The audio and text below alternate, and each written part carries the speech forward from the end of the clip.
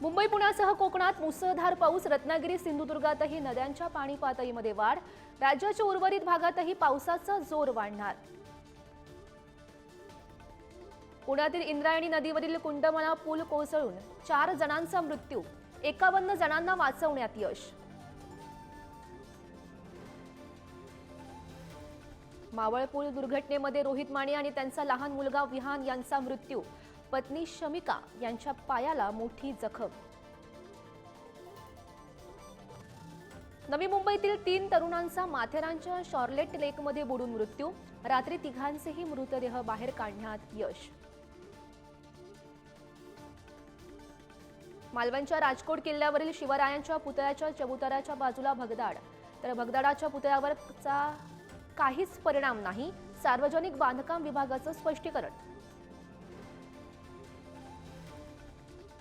नागपूरमधील द्वारका वॉटर पार्कमध्ये बाउन्सर आणि सुरक्षा रक्षकांकडून कामठीतील कुटुंबियाला मारहाण, तब्बल 1.5 तास एका खोलीमध्ये डांबलं, हल्ल्यात बेशुद्ध 2 महिलांवर उपचार सुरू।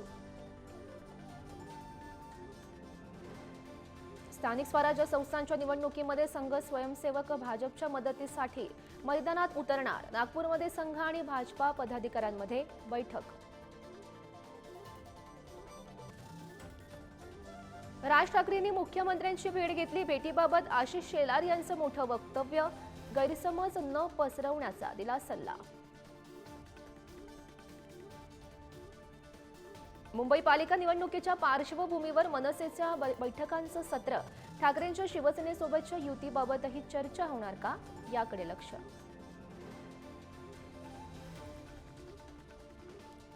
राज्यभरातील शाळा आजपासून सुरू, नवदप्तर पुस्तकं, नव्या गणवेशासह शाळेत जाण्यासाठी विद्यार्थ्यांची लगबग, विदर्भातील शाळा मात्र 10 दिवसांनंतर उघडणार।